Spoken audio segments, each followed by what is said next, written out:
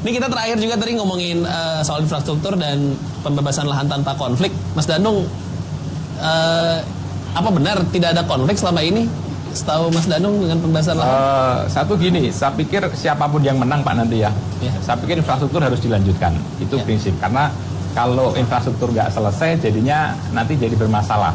Jalan tol kalau poinnya nggak nyambung ya nggak jadi jalan tol atau mungkin infrastruktur yang lain gitu. Jadi menurut saya siapapun yang menang ini harus diteruskan gitu ya, supaya kebutuhan dasar infrastruktur kita terpenuhi. Nah tinggal memang tadi sampaikan skala prioritasnya mana yang duluan, mana yang nanti, itu yang kemudian menjadi PR bersama. Tapi ini harus dituntaskan, nggak mungkin nggak dituntaskan satu. Kemudian dari pengalaman saya, masalah lahan kan sebenarnya masalah klasik sejak zaman pasti selalu ada. Gitu. Kalau dikatakan tidak ada masalah, menurut saya juga nggak setuju. Selalu ada masalah di lapangan ketika masalah pembebasan. Termasuk pembangunan infrastruktur, kenapa dulu nggak bisa cepat? Ya karena masalah lahan. Memang kemudian sekarang penanganannya seperti apa gitu. Udah banyak aturan diterbitkan oleh pemerintah, termasuk ganti untung Pak ganti ya. untung istilahnya juga udah diregulasi. Artinya effort ke sana semakin gede agar penyediaan tanah itu semakin bagus. Sehingga akhirnya ada muncul kalau kita teman-teman di Kadin bahwa pemerintah mengadakan land bank bank tanah. Artinya apa? Ketika pemerintah punya uangnya udah mulai nabung tanah. Mana infrastruktur yang akan dibangun mungkin 5 tahun kemudian, 10 tahun kemudian. Ini pentingnya cetak biru. Sehingga akhirnya ketika udah punya bank tanah, kita membangun infrastruktur itu menjadi lebih simpel urusannya. Nggak seperti sekarang satu jalan tol panjang berkilo-kilo tapi ada satu peta yang nggak bisa dibebasin. Nah ini kan jalan itu menjadi mati, itu nggak ada berguna. Ini contoh kalau jalan tol gitu. Atau juga mungkin fasilitas infrastruktur yang lain, bandara kayak atau mungkin pelabuhan dan sebagainya. Nah ini memang perlu dipikirkan, dan kita juga sering berdiskusi dengan teman-teman di pertanahan, di keuangan dan sebagainya, supaya buat diidekan muncullah land bank. Kalau misalnya swasta ada, kayak misalnya suatu biro swasta nggak saya sebutkan punya tanah 5 juta gitu hektar. Ini kan luar biasa. Pemerintah kita punya nggak? Yang itu ready to build gitu. Dibangun apapun untuk kepentingan publik. Nah ini yang harus dipikirkan supaya kedepannya kita tidak sulit lagi membangun infrastruktur dan fasilitas publik kita gitu. Kira-kira seperti itu. Jadi menurut saya konflik tanah perlu dihandle dengan baik, dengan regulasi yang baik, dengan law enforcement yang baik juga. Nggak bisa dengan serta-merta udah terserah rakyat, nggak bisa. Harus ada negara, harus hadir.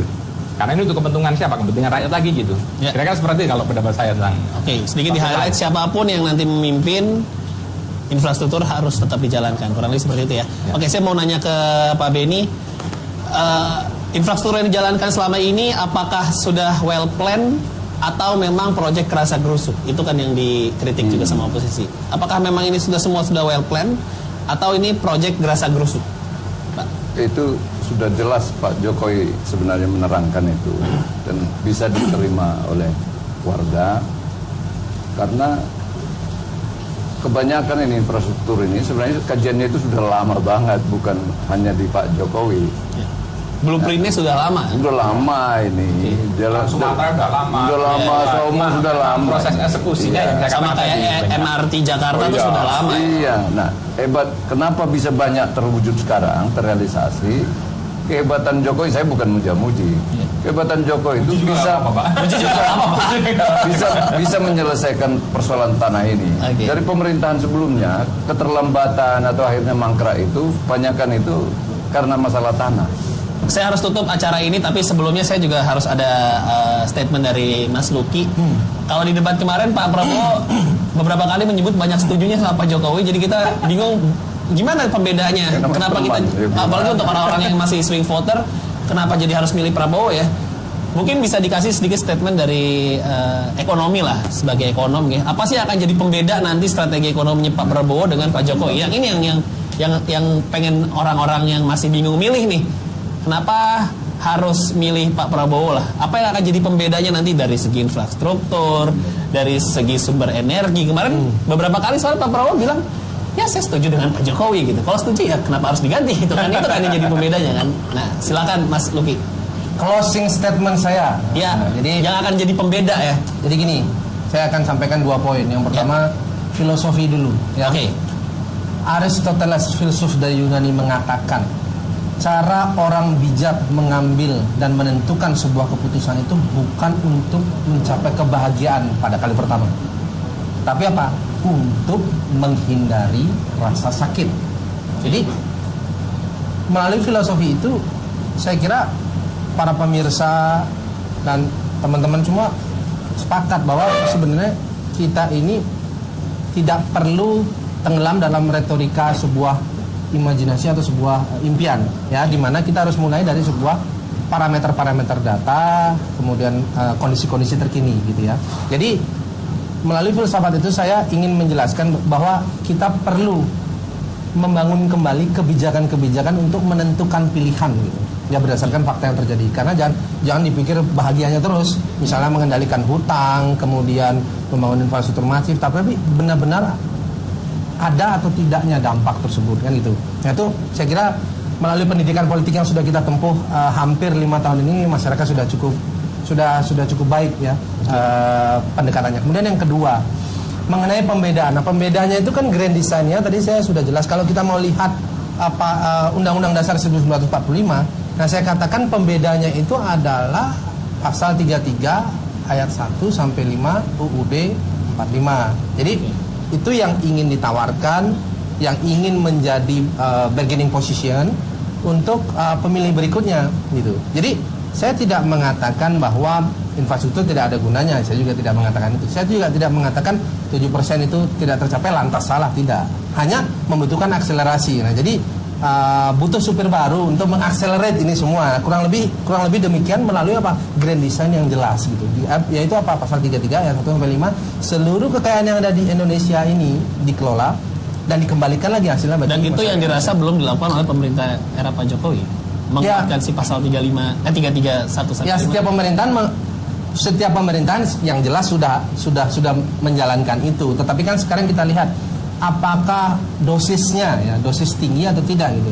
Nah, kalau pada kenyataannya BUMN utang meningkat, kemudian TDL tarif dasar listrik pernah naik, kemudian BBM masih fluktuasi, dan era APBN masih dihantui dengan kondisi dolar dan minyak dunia, karena itu dua parameter yang menjadi hantu bagi APBN Indonesia. Yaitu Pak, kalau harga minyak dunia naik, lantas bagaimana? Ada era PBNP. Kalau harga dolar naik, bagaimana? Lantas perlu adjusting atau perlu membuat stress test. Nah, itu jadi apa? Jadi persoalan-persoalan itu saya kira sudah dilakukan. Pemerintahan SBY sudah membuat MP3I, versi Pak Jokowi sudah membuat Nawacita. Dulu Pak Harto membuat GBHN, ya kan? Jadi saya ingin mewakili lintas generasi bahwa sebenarnya setiap pemerintahan sudah punya buku birunya, ya. Nah, itu yang tadi saya katakan pada kali pertama memang pandangannya berbeda-beda, tetapi saya kira berbeda-beda tapi tetap satu kok, Bhinneka Tunggal Ika, kan itu. Oke, saya mau ngasih skornya dulu deh. Kalau menurut Mas Luki, skala 1 sampai 10, dosisnya di angka berapa? Pak Jokowi dan Pak Prabowo akan naikin sampai berapa? Ya, itu. ini kita masih harus melihat pembedanya dong di sini. Ini karena durasi nih, saya itu nilainya 6. Pak Jokowi 6. Pak Prabowo akan naikin sampai? Ya, saya kira kalau 10 itu benar-benar masuk sempurna, ya, masuk kepada negara maju. Kita sadari kita masih emerging market, negara berkembang. Paling tidak 8 atau 9 itu mungkin. Karena apa? Karena kita ketahui yang dilakukan oleh seluruh pemerintahan saat ini itu sudah cukup baik, gitu. Kita tutup dulu, kayaknya ini kalau dipanjangin lagi diskusinya masih bisa panjang nih. Tadi Pak Benny kayak, masa sih ini? Dosisnya emang cuma 6 Pak Benny terakhir untuk pasal 33 aplikasi di ayat 1 sampai 5. Skornya aja Pak, kita tipis aja Pak. Apakah benar skornya belum di angka 9 menurut Pak Benny? Apa yang dilakukan Pak Jokowi ini sekarang ini kan udah lari kencang ini. Generasi milenial tentu memahami kalau lagi kencang itu nggak bisa stop. Ya. Jadi saya kira biar selesai dulu ini 10 tahun, selesaikan semua, nanti diteruskan lagi generasi milenial jadi presidennya. APBN kita defisit tidak melebihi 3%, itu oke, fine. Nah, kita ini di bawah 2%, di sekitar 2%. Oke, jadi nggak ada yang dilanggar undang-undang, berarti sesuai dengan pasal 33. Berapa skornya? Ya 10. Ini masalahnya itu terlalu gitu. Iya. Karena undang-undangnya masih begitu. Tapi kalau ada undang-undang perekonomian lebih bagus.